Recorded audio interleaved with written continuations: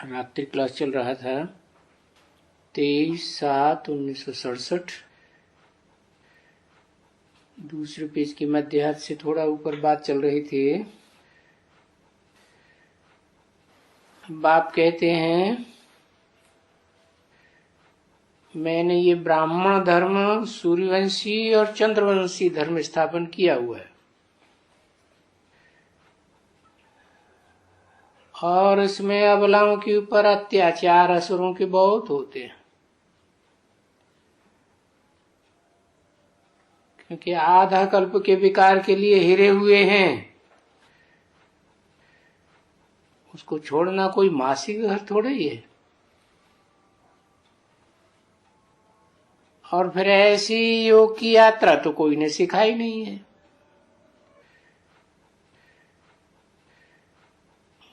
वो जो भक्ति मार्ग में यात्राएं होती हैं, वो तो जन्म धर्मांतर बहुतों ने की है।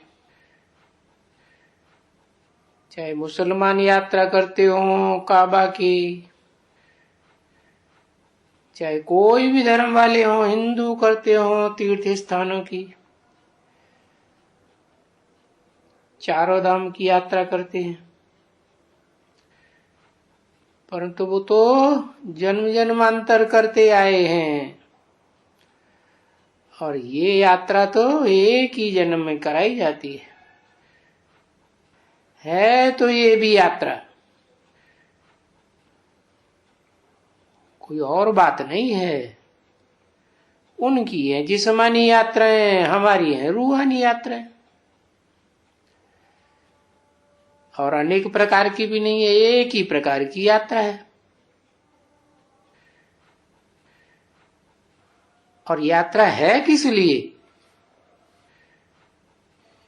यात्रा इसीलिए है कि जो जन्म जन्मांतर पाप किए हुए हैं वो याद करने से भस्म हो जाएंगे। याद की यात्रा से भस्म हुए। और ये याद की यात्रा भी कहां तक करना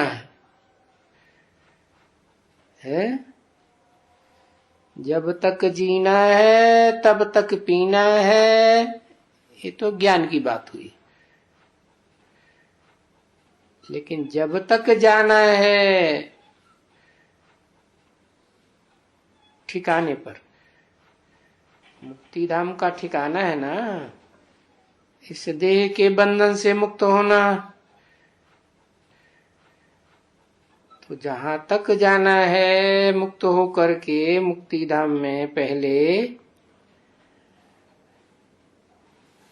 पहले तो मुक्ति धाम ही जावेंगे ना,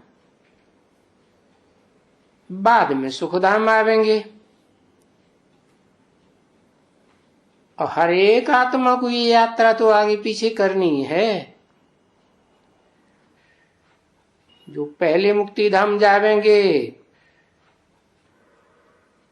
वो पहले सुखधाम में उतर के आवेंगे। जो बाद में मुक्ति धाम जावेंगे या बीच में जावेंगे तो बीच में या बाद में उतर के आवेंगे। मुक्ति धाम से सुखधाम आना जरूर है और सुखधाम से फिर दुखधाम में भी जाना जरूर है। हर एक आत्मा को ये चक्कर लगाना ही है।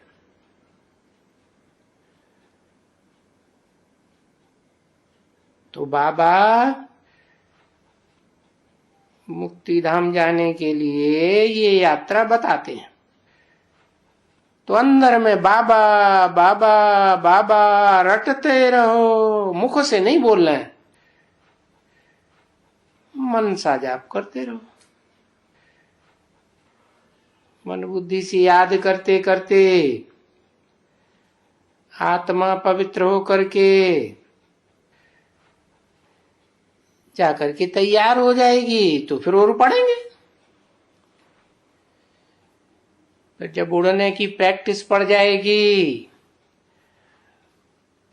ऊंची स्टेज में पहुंच जाएंगे, तो फिर उड़ते ही रहेंगे। समझा ना? ऐसे नहीं समझना कि बाबा कोई गोद में लेकर के कोई को चला जाएगा, ऐसे तो होगा नहीं। करना तो है अपनी मेहनत से, ऐसे भी नहीं है कि बाबा हमको नैनों पर बिठा कर ले जाएगा, हम बड़े सिकील दे हैं। नहीं, ये तो यात्रा करने का पुरुषार्थ खुद ही करना है, तभी तो हम पवित्र हो जाएंगे। खुद ही अपवित्र बने हैं अनेकों के संग के रंग से। अनेकों में बुद्धि का लगाव लगाया ना तो नीचे गिरते रहे। तेरी की नहीं था, नीचे गिरे तो क्या हुआ, पाप का बोझा चढ़ गया, अपवित्र बन गई ना। ये तो है कि अपवित्र होना भी जरूर है, क्योंकि अपवित्र बनेंगे, अपवित्र दुनिया में पार्ट बजाएंगे, तब तो नई दुनिया स्थापन होती है।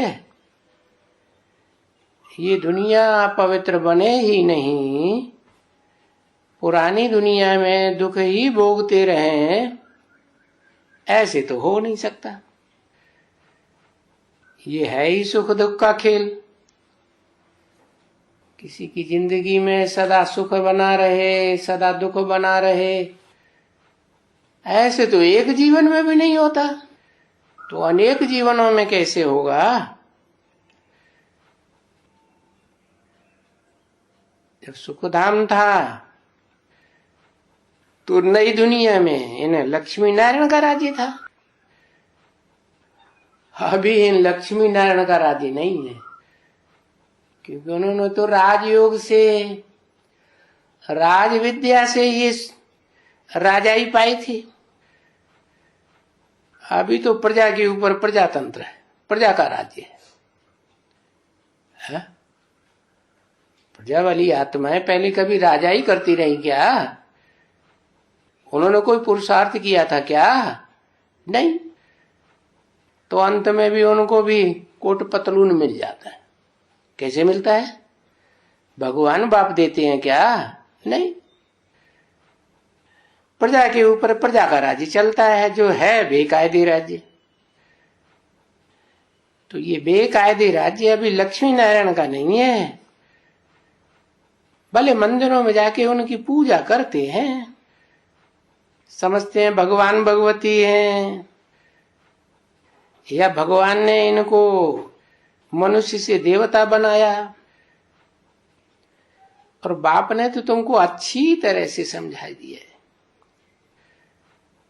कि ये जो 84 का चक्कर है, 5000 वर्ष का ड्रामा है, ये चक्कर कैसे फिरता है।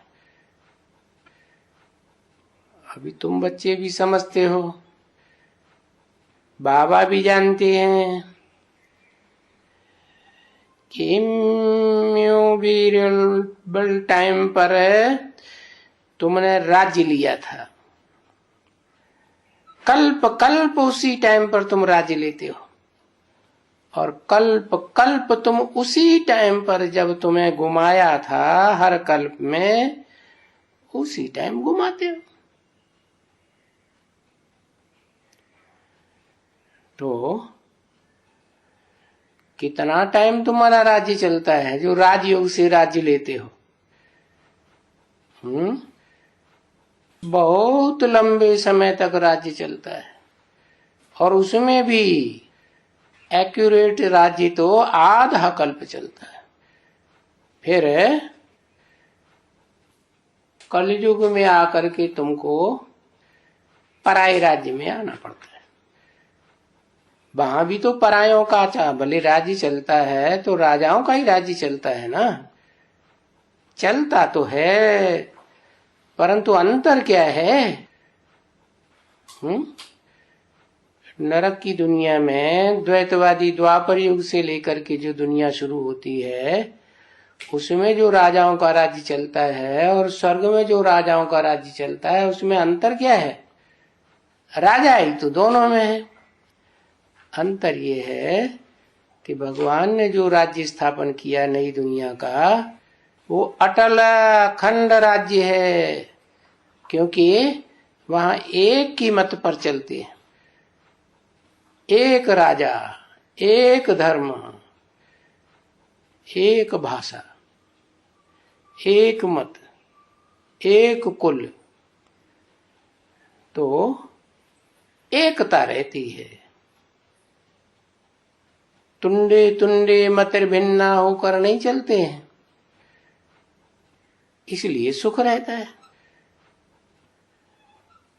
बाद में ये दूसरे दूसरे धर्म आते हैं, धर्म पिताएं आते हैं, उनके फॉलोअर्स आते हैं,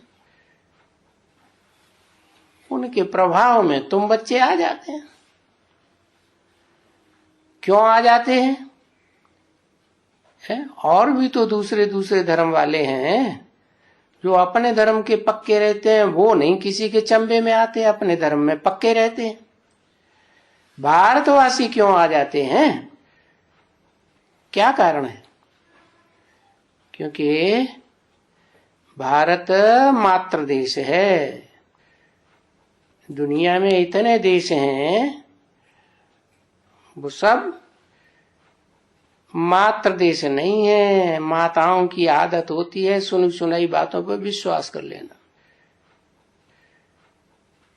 और दूसरे देश मातृ देश क्यों नहीं है? क्योंकि जो भी आते हैं धर्म पिताएं हैं वो माता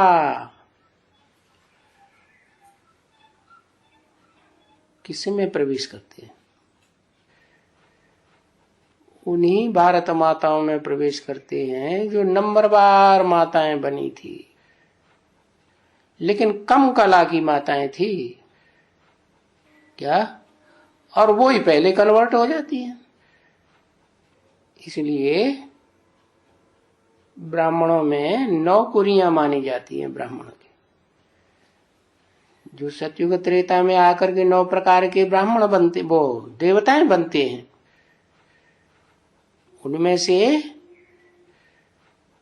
जो पहली कुरी है सूर्यवंशियों की, वो तो प्रभावित नहीं होती, उतनी थोड़ी बहुत होती है लेकिन उतनी नहीं प्रभावित। बाकी जो 8 हैं वो तो बहुत ही प्रभावित होते हैं, कहां कहां भटकते रहते हैं। इसलिए काफिर कहते हैं मुसलमान, ये भारत के लोग जो हिंदू अपन को कहलाते हैं ये तो जन्म जन्मांतर कन्वर्ट होते रहे, दूसरे दूसरे धर्मों में धक्के खाते रहते हैं, पता नहीं कहां कहां फिरते रहते हैं। इसलिए नाम क्या रख दिया? काफिर।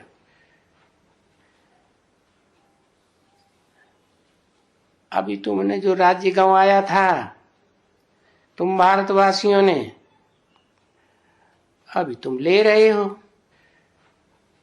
तुम्हारा राज्य गुमाया रावण के अनेक सिरों ने।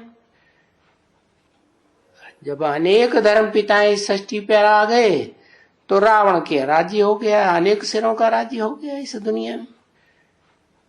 अभी तुम एक बाप को जान चुके हो, जिस एक बाप को सभी धर्म वाले याद करते रहे, भले जानते नहीं है तो भी याद तो करते रहे ना, अलग अलग नामों से याद करते रहे। उन्हें असली रूप का तो किसी को पता ही नहीं। अभी बाप आकर के सबको अपना परिचय देते हैं, क्योंकि बाप के अलावा बाप का परिचय तो कोई दे ही नहीं सकता। तो अभी तुम परिचय भी ले रहे हो और परिचय लेकर के उस एक बाप को याद करते हो अभिविचारी रूप से, तो अपनी राजाई भी ले रहे हो। बाप राजयोग सिखाकर राजाई देते हैं ना, तो तुम्हारा पुरुषार्थ चल रहा है ज्ञान लेने का, परिचय लेने का और राजयोग सीख कर राजाई लेने का पुरुषार्थ चल रहा है। बाकी ऐसे नहीं कि तुम कोई स्वार्थी हो, तुम तो परमार्थी हो, खुद भी राजाई लेते हो, औरों को भी पुरुषार्थ कराने का पुरुषार्थ करते रहते हो। और तुम बहुत पुरुषार्थ करते हो कि बाप की दात सारी दुनिया को मिले, परंतु है तो अपने अपने पुरुषार्थ के ऊपर। सब एक जैसी तो पढ़ाई नहीं पढ़ेंगे, सब एक जैसा पुरुषार्थ नहीं करेंगे। तुम बहुत पुरुषार्थ करते हो, कहां भी सर्विस में लग जाएं, बस लग जाएं, कहीं न कहीं सेवा में लग जाएं, है ना? हाँ, कहीं न कहीं, कहीं भी लग जाएं, है? हेड ऑफिस में लग जाएं, स्टेट ऑफिस में लग जाएं, डिस्ट्रिक्ट ऑफिस में लग जाएं, कहीं भी लग जाएं बस। तो पुरुषार्थ बहुत करते हो कि हम कहीं न कहीं सेवा में लगे ही रहें। अच्छा, परंतु ये जो माया का विघ्न पड़ता है ना,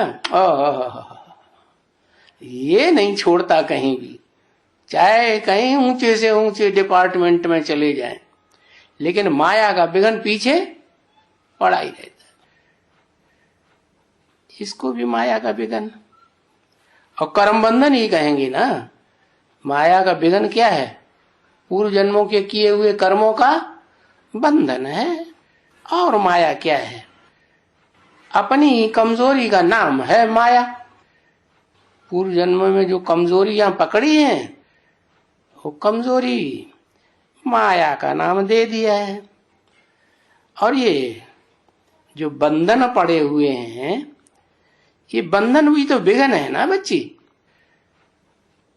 ये बच्चे हैं, ये संबंधी हैं, ये फलाने हैं, ये टीरे हैं। टीरे क्या होता है? ये हैं, वो हैं, तो उनसे भी पार जाना है क्या? और अभी तो डबल हो गए। पहले तो ये विघ्न, ये बंधन सिंगल थे, कैसे डबल हो गए? है कैसे डबल हो गए? पहले तो लौकिक में बंधन थे, लोहे की जंजीरें थी, तो ज्यादा कॉस्टली नहीं थी, इसलिए उनको तो छोड़ के बच्चे ईश्वरीय ज्ञान में चल पड़ते हैं, सरेंडर भी हो जाते हैं ईश्वरीय सेवा में तन मन धन से। लेकिन यहाँ आकर के फिर कौन से बंधन लगते हैं? लोहे के नहीं लगते, अरे चांदी के भी नहीं कहेंगे, क्या कहेंगे? सोने के बंधन। क्यों? क्योंकि जो भी आत्माएं संगी साथी हैं, पढ़ाई पढ़ने वाले हैं अलौकिक दुनिया में, वो सब नई दुनिया सतयुग में जाने वाले। और सतयुग की दुनिया सोने की होगी या चांदी तांबे की होगी? है सोने की दुनिया होगी। तो ये सारे ही सोने के बंधन। अब इन बंधनों से भी पार जाना है। ऐसे नहीं कि ये बहुत कॉस्टली हैं, सोने के हैं तो छोड़ दो, नहीं, इनसे भी पार जाएंगे तब ही बाप से राजाई मिलेगी, नहीं तो प्रजा वर्ग में पड़े रहेंगे। कब राज्य मिलेगा? वो ही प्रजातंत्र राज्य जब आएगा अंत में। कलयुग के अंत में प्रजातंत्र राज्य चलता है ना देशों में, बस उसी में कोट पतलून थोड़ी मिल जाएगी।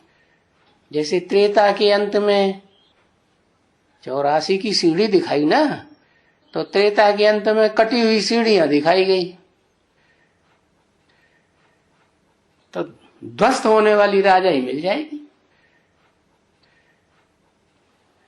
तो उस ध्वस्त होने वाली राजाई में वो प्रजातंत्र के शासक भी कितना परेशान होंगे और प्रजा भी कितनी परेशान होगी। यथा राजा तथा प्रजा। तो बाबा ऐसा भी नहीं कहते हैं कि तुम अपना घर बार छोड़ दो? नहीं, घर बार भी नहीं छोड़ना है। ये भी नहीं कहते कि तुम बाल बच्चों को छोड़ के तंग हो जाओ या अबलाओं के ऊपर अत्याचार होता रहे तो उनके ऊपर तुम छोड़ करके भाग खड़े हो। नहीं, ये बाप ऐसे नहीं कहते हैं क्या कि तुम अपना लौकिक घर बार छोड़ दो, यहीं आकर के बैठ जाओ। उनके ऊपर कंट्रोल छोड़ देंगे बीवी बाल बच्चों पर, तो वो आज की दुनिया तो पापियों की दुनिया है। वो द्रौपदियों को नग्न करते रहते हैं। कई तो पुकारती हैं, कई पुकारती हैं और कई ऐसी भी होती हैं नग्न होती रहती हैं, पुकारती भी नहीं। देखो ना, जो फिर से देवता बनने वाली हैं वो तो रड़ियां मारती हैं।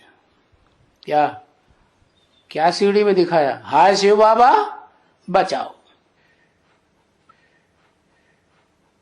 दूसरा तो कोई रड़ियां नहीं मारेगा, जो बचना चाहेगा सो ही मारेगा ना।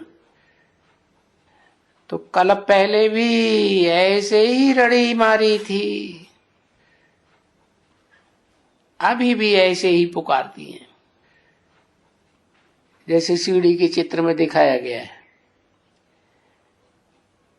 उनकी इच्छा के बिना जोर जबरदस्ती करते हैं, बलात्कार करते हैं तो कितना पुकारती हैं, बचाओ बचाओ।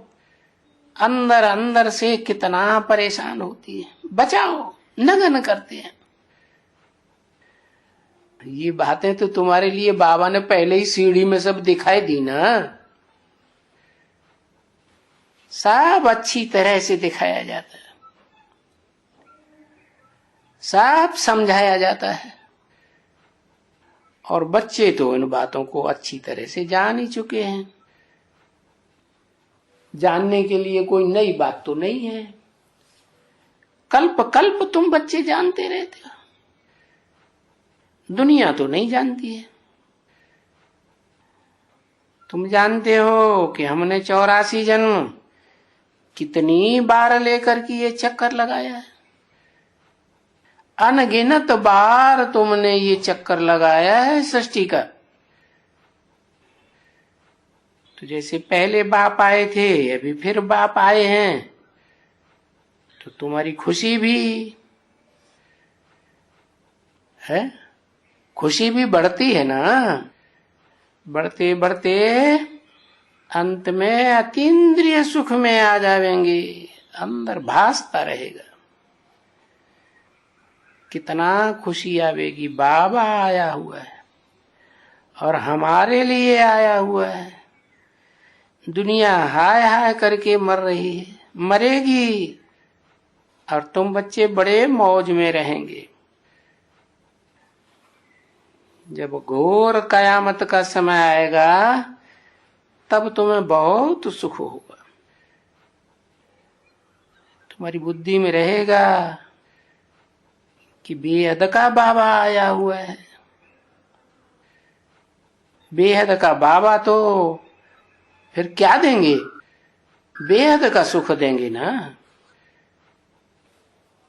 बेहद का ही राज्य देंगे, बेहद की शांति देंगे। और स्वर्ग का सुख तो बेहद का ही है ना। इसमें मोजने की कोई दरकार नहीं है। बेहद का बाप है तो बेहद की प्राप्ति कराएंगे ना। तो बाप आकर के सब प्रकार की डायरेक्शन देते हैं कि कभी भी ये जो सन्यासी होते हैं इनके ये बहुत ही शागिर्द होते हैं, फॉलोअर होते हैं। तो ऐसे ऐसे को फॉलोअर्स के साथ नहीं मंगाओ। क्या कहा? नया डायरेक्शन। क्या कहा? क्या समझा?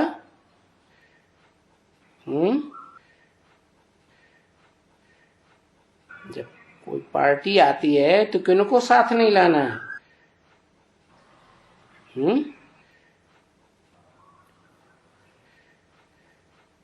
जिनके बहुत ही शागिर्द होते हैं, फॉलोअर्स होते हैं, तो ऐसो ऐसों को उनके फॉलोअर के साथ नहीं लगा मंगाओ पार्टी में। खास इस समय, किस समय? जब बाबा आया हुआ है संगम में। ना उनको निमंत्रण दियो आने का। बाबा बड़ी दुश्मनी निभाए रहे हैं। किससे? है सन्यासियों के साथ। क्यों? क्योंकि सन्यासियों ने सारा सत्यानाश किया। शिवो अहम कह के बैठ गए। क्या? आत्मा सो परमात्मा, हम ब्रह्मास्मि, हम ही ब्रह्मा हैं, हम ही शिव हैं, हम ही ऊंचित ऊंचे हैं, हमारी पूजा करो।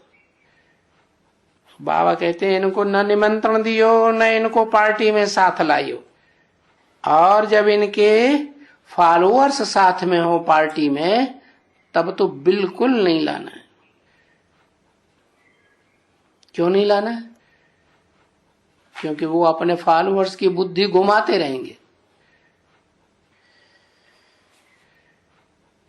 क्योंकि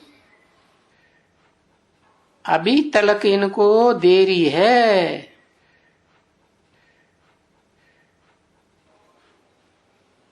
वो पिछाड़ी में जब देखेंगे, कौन? सन्यासी, तब ये बहुत देखेंगे कि इनकी बहुत संख्या बढ़ गई है। ये तो ढेर के ढेर दुनिया में ब्रह्मा कुमार कुमारियां बनते जाते हैं। ये तो बड़ी वृद्धि को पा रहे हैं। तुम बहुत वृद्धि को पाएंगी ना, तब वो जो पिछाड़ी होगी, क्योंकि उनकी तो राजाई जा रही है ना, उनकी तो इतनी पूजा रचा होती है, गवर्नमेंट भी उनको कितना मान देती है, पब्लिक भी उनको कितना मान देती है, प्रजा के बड़े बड़े साहूकार कितना मान देते हैं, कहां कितना मान मर्तबा देते हैं।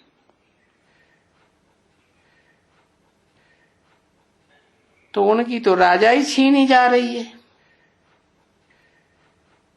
इनकी राजाई पिछाड़ी को खत्म हो जाएगी। तो इनकी तो है कौन सी राजाई? भक्ति मार्ग की कि ज्ञान मार्ग की? इनकी है भक्ति मार्ग की राजाई। जिस्मानी भक्ति में भगाते रहते हैं, इधर जाओ उधर जाओ, यहां जाओ वहां जाओ, और तुम भागते रहते थे।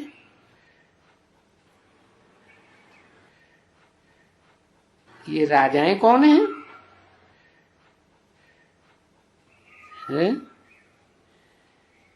ये हिरण्याकश्यप राजाएं हैं, हिरण्याक्ष राजा हैं। राजाक्ष इनके नाम हैं। क्या? हिरण्याक्ष, इनकी आंख सोने की है। हिरण्यकश्यप, हिरण्य सोने को कहा जाता है। काश्य माने तेज को कहा जाता है। जिन आत्माओं में सोने जैसा तेज भरा हुआ है, उनके तेज को पूरा ही पी जाते हैं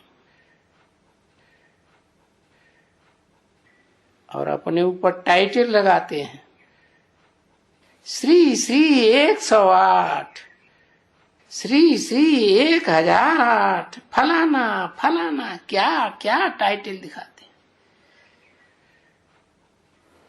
साबित करते हैं कि दुनिया में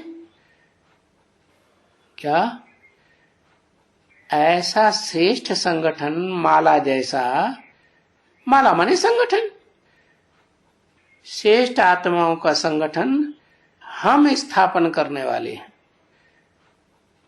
श्रेष्ठ आत्माओं का संगठन बनेगा तो श्रेष्ठ दुनिया आएगी। 108 आत्माएं विशेष सहयोगी दिखाना चाहते हैं। 8 आत्माएं, 108, 1008, तो उनके द्वारा वो अपनी बादशाही चलाते हैं। तो ये उनकी बादशाही हो गई ना। बादशाही राजा ही नाम नहीं किया, बादशाही नाम क्यों दे दिया? क्योंकि ये बाद के शाह बनते हैं। क्या सतयुग त्रेता में इनकी बादशाही नहीं चलती। हाँ, तो वो तो बादशाही कोई ऐसे थोड़े ही चली जाती है। नहीं, जब तुम्हारी वृद्धि होगी तब इन सन्यासियों की बादशाही खत्म होने लगेगी। फिर इनको कोई घास नहीं डालेगा। क्या? इसलिए बाबा ने एक बार बताया, अंत में तो ये सन्यासी ऐसे मरेंगे जैसे कुत्ते की मौत, कोई पानी भी नहीं पूछेगा मरते समय। अभी तो तुम्हारी वृद्धि नहीं हुई है ना, तुम बहुत थोड़े हो ना, लश्कर तुम्हारा बहुत थोड़ा है। बाबा को कभी कोई लिखते हैं कि बाबा हमने इन साधुओं को निमंत्रण दिया, सन्यासी को। मैं लिख देता हूं, सन्यासियों वगैरह को निमंत्रण नहीं दो। क्या कहा? ये ब्रह्मा कुमार कुमारी क्या कर रहे हैं आज? बड़े बड़े साधु सन्यासियों को निमंत्रण दे करके बड़ा मान मतवा, ये पूड़ी, ये कचौड़ी, ये हलवा, ये बर्फी, कितना मान मर्तबा देते हैं। बढ़िया बढ़िया उनको गेरुआ गेरुआ कपड़े जो उन्होंने कभी पहने ही नहीं होंगे, ऐसे ऐसे उनको तोहफा में देते हैं। हाँ, अरे हम तो आदि सनातन देवी देवता धर्म वाले हैं ना, हम उनको तुम निमंत्रण दियो। किनको? पहले अपना घर का सुधार, फिर पर का सुधार। अपनी अपनी जाति को सब महत्व देते हैं, पहले उनको निमंत्रण देते नहीं। इन सन्यासियों को बुलाते हैं जो तुम्हारी बुद्धि को बिखराए देते हैं। परमात्मा सर्वव्यापी। अरे तुम बताते हो परमात्मा सर्वव्यापी नहीं है। सर्वव्यापी होता तो परमात्मा शिव के साथ, जिसको तुम भी परमात्मा मानते हो, भगवान मानते हो, उसके साथ शंकर का नाम ही अकेला क्यों जोड़ा जाता है? कोई दूसरे देवताओं का, दूसरे कोई मनुष्य का, ऋषि मुनियों का, कोई बड़े राक्षस का नाम क्यों नहीं जोड़ा जाता?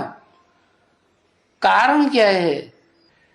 क्योंकि दुनिया में जो परंपरा है कि बड़े भाई को राजाई दी जाती है, ऐसे ही भगवान जब आते हैं तो किसको ज्ञान का भंडार देते हैं? जिसको तीसरा नेत्र दिखाया जाता है। किसको दिखाया जाता है?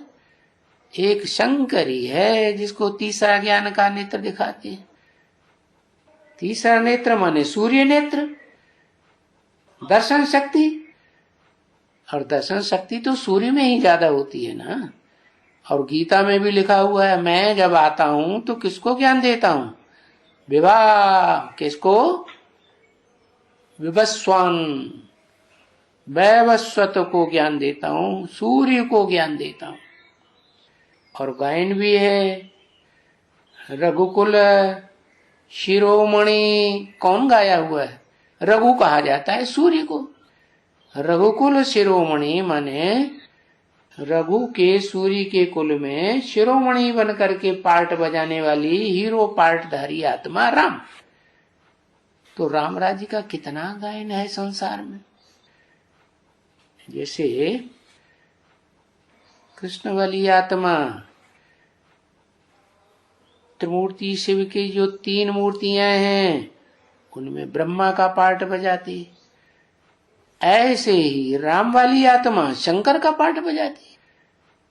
ये 2 ही तो विशेष देवताएं हैं जिनकी ज्यादा पूजा होती है। तो ये तो एक प्रकार से जो निराकार शिव भगवान है, जो जन्म जन्मांतर प्रवेश करके पाठ बजाता है, गर्भ से जन्म नहीं लेता, अभोक्ता है, अकर्ता है, वो शिव राम वाली आत्मा में मुकर्रर रूप से प्रवेश करता है। बाकी जो विष्णु की 4 भुजाएं हैं उनमें भी टेम्पररी प्रवेश करके पाठ बजाता है। और वो विष्णु की 4 भुजाएं कोई अपने आप थोड़े ही चलती हैं, उनको भी चलाने वाला कोई ऊपर बैठा हुआ है ना मस्तक में, जिसको कहते ही है उत्तमांग। क्योंकि राजा जो होगा, मुखिया, वो तो उत्तम जगह पर ही बैठेगा। उसकी बराबरी में तो रानी ही बैठ सकती है या उसकी माता बैठ सकती है। माता की गद्दी तो और ऊंची होती है, लेकिन हाथ में राजा ही नहीं दिखाते हैं। तो देखो, सन्यासियों का रास्ता अलग और तुम्हारा रास्ता अलग। तो सन्यासियों को निमंत्रण देकर नहीं बुलाना है। किसको बुलाना है? जो आदि सनातन देवी देवता धर्म वाले हैं, जो गीता पाठी ब्राह्मण हैं, उनको बुलाओ। हाँ, क्योंकि वो ही सिर्फ भूले हुए हैं। ये सन्यासी तो फिर भी निराकार शिव को ही मानते हैं। शिव के मंदिरों में ही विशेष इनकी मान्यता है। ये लक्ष्मी नारायण जैसे देवताओं को पूजा नहीं करते हैं। भले भीख मांगने जाते हैं तो बोलते हैं ओम नमो नारायण, क्या, लेकिन ओम शब्द पहले लगाएंगे। तो वो जो सन्यासी हैं उनको तुम निमंत्रण नहीं दियो, क्योंकि वो थोड़े भूले हैं। आदि सनातन देवी देवता धर्म के बदली में हिंदू तो बहुत ही भूले हुए हैं। अपने को हिंदू कहलाते रहते हैं, जबकि हिंदुओं को अपने हिंदू का पिता का पता ही नहीं, धर्म ग्रंथ का पता नहीं, कब स्थापन हुआ ये भी पता नहीं। और धर्म वालों को तो इन बातों का सब कुछ पता है। जो जानते हैं सभी कि हिंदू धर्म कोई ने स्थापन जरूर किया था, परंतु हिंदू धर्म के स्थापक का तो कोई नाम है ही नहीं। क्योंकि धर्म पिता के नाम पर नाम बढ़ता है किसका? धर्म का। धर्म के फॉलोअर्स कहे जाते हैं। यहाँ तो धर्म पिता का ही कोई नाम ही नदारद कोई है भी नहीं, क्योंकि है बात ड्यूटीज्म की है। जब ड्यूटीज्म की बात है, राजाई स्वर्ग में देवताओं की थी, तो देवता धर्म हुआ होगा ना। तो देवता धर्म किसने स्थापन किया है? इस्लाम धर्म इब्राहिम ने स्थापन किया, मुस्लिम धर्म मोहम्मद ने स्थापन किया, बुद्ध धर्म बुद्ध ने स्थापन किया, क्रिश्चियन धर्म क्राइस्ट ने स्थापन किया। तो धर्म का नाम धर्म पिता के नाम पर पड़ता है ना। तो बताओ, ये देवता धर्म, ये जो देवताएं हुए स्वर्ग में, राम और कृष्ण, इनका धर्म किसने स्थापन किया है? नाम बताओ। देवता धर्म स्थापन करने वाला कौन? भगवान। तो फिर भगवान भगवती होने चाहिए। क्या बताते हो? अभी शिव बाबा ने स्थापन किया है, महादेव, ये हुई ना बात। देवताओं का धर्म कौन स्थापन करेगा? देवताओं में जो बड़ा होगा वो ही स्थापन करेगा ना। और कोई देवता को महादेव थोड़ा ही कहा जाता। कृष्ण को महादेव कहा जाता है क्या? देव महादेव कृष्ण कहते हैं क्या? कहते ही नहीं। तो ये तो बात झूठी हो जाती है कि गीता का ज्ञान कोई कृष्ण ने दिया। नहीं, कृष्ण तो बच्चा है, बच्चे के रूप में उसकी पूजा भी हो रही है मंदिरों में, फिर भी पत्थर बुद्धियों की बुद्धि में बैठता नहीं है कि बच्चा कैसे राज की बात सिखा करके राजयोग सिखाएगा। ये राज की बात हुई ना क्या, कि कर्मेंद्रियों को कर्म करते हुए कैसे कंट्रोल करना है। कर्मेंद्रियों की भी जो मुखिया है कामेंद्रिय, उस कामेंद्रिय से कर्म भी करते रहो क्या, और फिर बाप को याद भी करते रहो। बाप की याद में बुद्धि लगी रहेगी, मन लगा रहेगा, तो इंद्रिय अपना भोगी नहीं, फल नहीं भोगेगी, फल मिलेगा ही नहीं, तो कर्म बंधन भी बनेगा नहीं, बनेगा। तो ये काम देवताओं में देवता धर्म स्थापन करने का सबसे जास्ती बड़ा काम किसने किया है? महादेव ने किया। जैसे बुद्ध ने बौद्ध धर्म स्थापन किया, कृष्ण ने क्रिश्चियन धर्म स्थापन किया, तो देवता धर्म किसने स्थापन किया है? जो किसको कहा जाता है योगीश्वर, योगियों का ईश्वर। लेकिन बताते हैं कि ब्रह्मा का बड़ा पुत्र था कौन?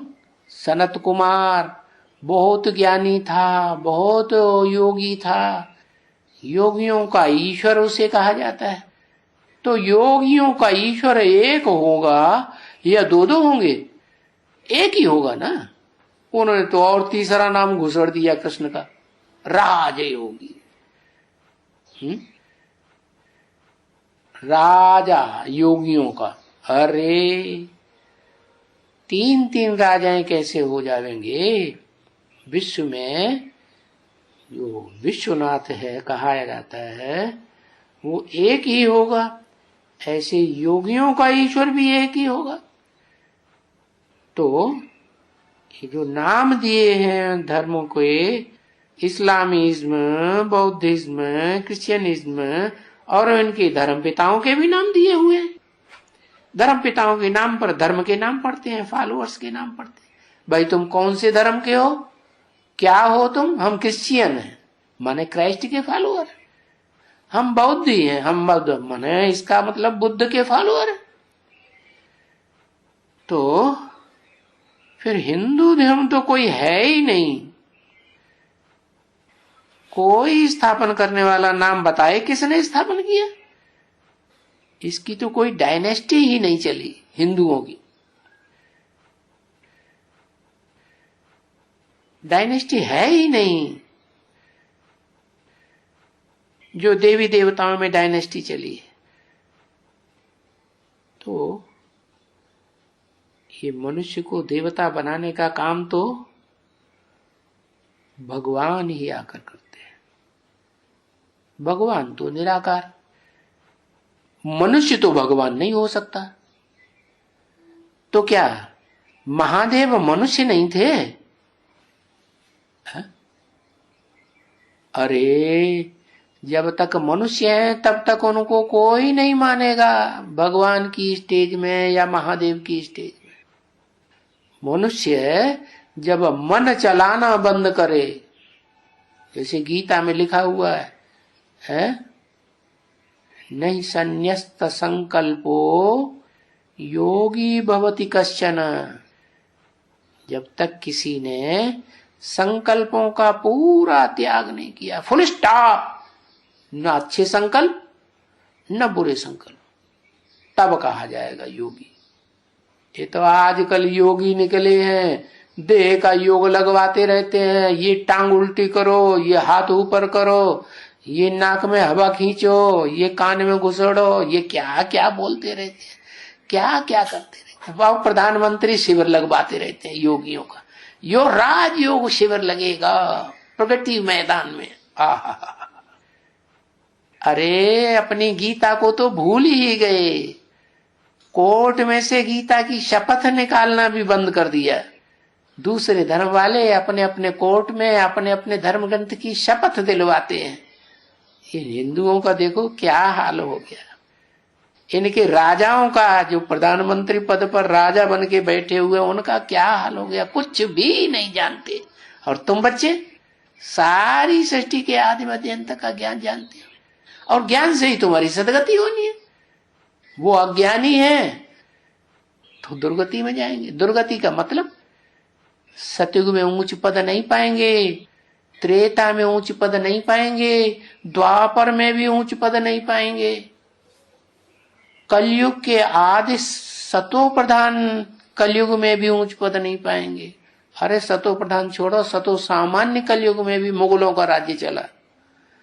जब बिल्कुल तमो प्रधान युग वो बनता है, युग कलयुग, तब इनको राजाई मिलती। तो क्या हुआ है? क्या कहेंगे है? राजाई गुवाई या असली राजाई मिली? राजाई ये तो कांटों का ताज लिया हुआ है। राजाई क्या है? इसको कोई डायनेस्टी नहीं कहेंगे। डायनेस्टी कुल की होती है क्या? ऐसे नहीं कि प्रजातंत्र में आज एक प्रधानमंत्री बैठा और कल पता नहीं भंगी बैठ जाए, चमार बैठ जाए, क्रिश्चियन बैठ जाए, तो ये कुल हुआ क्या? नहीं, ये डायनेस्टी थोड़े ही हुई। तो ये बाप आकर के इस छोटे से कल्याणकारी युग में, जिसे संगम युग नाम दिया है, कलयुग का अंत और सतयुग का आदि, इस युग में आकर के कलयुग का अंत कराते हैं और सतयुग की आदि कराते हैं। तो बच्चों को भी बहुत जास्ती माथा नहीं मारना है। क्या देखना है हमारा मत्था किस में जाता है, माने हमारी बुद्धि किस में जास्ती जाती है? सारा दिन का टोटल निकालो, बुद्धि किस में जास्ती जाती है? जब देखेंगे पोता मेल तो कहेंगे हट तेरे की, ये क्या हुआ? अरे अभी बिचारी आज की यात्रा में बुद्धि जानी चाहिए। एक शिव बाबा, दूसरा न कोई। वो घड़ी घड़ी भूलते जाओ। कौन सी घड़ी? जब दूसरों की याद आती है। और ये बाप जो बताते हैं, क्या एक घड़ी आधी में पुनियाद, तुलसी संगत साध की हरे कोटि अपराध। ये भक्ति मार्ग में भी बोला हुआ है। वो तो साधु समझते हैं सन्यासियों को। बाप कहते हैं ये सन्यासी तो झूठे साधु हैं, ये कोई इंद्रियों की साधना नहीं करते हैं, न अपनी इंद्रियों की साधना करने का रास्ता जानते हैं और न अपने फॉलोअर्स को बताते हैं। खुद भी नीचे गिरते जाते, दूसरों को भी नीचे गिराते जाते। सारी दुनिया इनके पीछे पड़ करके पागल हो गई। किस बात पर? कौन सी एक बात से नीचे गिर गई सारी दुनिया? है सर्वव्यापी, कि भगवान सर्वव्यापी है, मेरे में व्यापी है, तेरे में व्यापी है। हमने ज्यादा त्याग किया है इसलिए मेरे में पहले व्यापी है। हमने घर घाट त्यागा है, बाल बच्चे त्यागे हैं, हमने दुनिया त्याग दी इसलिए हमारे में भगवान प्रवेश। उल्टी उल्टी सारे ज्ञान सुनाया हुआ है। तो ऐसों को तुम घड़ी घड़ी भूलते जाओ। ये सारी दुनिया सर्वव्यापी के ज्ञान में दूषित हो गई। क्या तो उनको याद करना है? नहीं, उनको थोड़े याद करना है। घड़ी घड़ी भूलते जाओ, फिर बहुत भूले हो जाती हैं इनको याद करते करते। क्या जिनको याद करेंगे उनको फिर फॉलो करते रहेंगे। तुम्हारी भूलें बहुत बढ़ती जाएंगी तो फिर तुम्हारी अवस्था गिरेगी। उसमें भी बाबा ने समझाया, अगर कोई विकार की भूल हो गई, क्या विपरीत कार्य हो गया, किसी का संग करने से, किसी को याद करने से विपरीत कार्य हो गया, श्रीमत के विपरीत, जो बाप खास श्रीमत देते हैं, तो फिर क्या होगा? है फिर तुम्हारा योग लगेगा ही नहीं। देहदारियों से ही योग लगता रहेगा। तो घड़ी घड़ी भूलते जाओ। भूल हुई तो सारा खेल, जैसे 5 मार से कोई नीचे गिरता है तो हड्ड गुड्ड टूट जाता है। तो ऐसों को फिर सुधरने का बड़ा टाइम लगता है। कोई तो ऊंची सीढ़ी चढ़ जाते हैं फिर गिरते हैं। क्या इतना लंबा टाइम बढ़िया पुरुषार्थ किया, पवित्र रहे, और फिर लास्ट सीढ़ी में जाकर के जब क्रॉस होने वाले थे तो नीचे गिर गए। फिर सुधरने में बड़ा टाइम लगता है। वो जैसी उनकी भूल की ना, अब अपवित्र बनने की, विचार में जाने की, तो उसके ऊपर वो फिर काला दाग लग जाता है।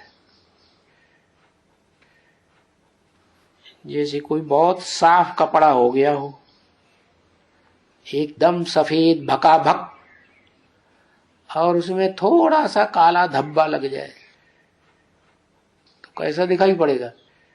लोगों की नजर काले धब्बे पर जाएगी या सफेद साड़ी पर जाएगी? सारी साड़ी सफेद और एक काला स्पॉट लगा हुआ है। ओहो, तो दाग आ जाता है। उस दाग को फिर मेहनत बहुत लगती है छुड़ाने में। सारी दुनिया को नजर वही दाग आता है। अरे दाग लग जाता है। इसलिए पवित्रता के ऊपर कभी दाग नहीं लगने देना। और ये भी जानते हो कि क्रोध में, लोभ में, मोह में, अहंकार में इतने नहीं गिरते हैं जितने उस अपवित्रता में गिरते हैं। बाकी तुम कोई मिलिट्री मैन तो हो नहीं। अरे हम तो रूहानी मिलिट्री है, जिस्मानी मिलिट्री हम क्यों बने? तो तुम कोई स्थूल हिंसा तो नहीं करते हो, है? जैसे वो इस्लामी करते हैं। तुम्हारी तो हिंसा कौन सी है? रूह की हिंसा। पहले तो अपनी ही हिंसा कर लेते हो, पराई भी हिंसा हो जाती है। इसलिए इसको, ज्ञान को भी सहज सहज समझ लेना चाहिए, क्योंकि ये सहज ज्ञान है ना, है सहज ज्ञान और सहज राजयोग। फिर कठिन क्यों हो जाता है? क्या कारण? क्योंकि अपवित्र बनते हैं, तन से, मन से, धन से, समय संपर्क से विविचारी बन जाते हैं। एक शिव बाबा दूसरा न कोई, ये बात भूल जाते हैं तो ज्ञान कठिन हो जाता है। योग भी कठिन हो जाता है। ओम शांति।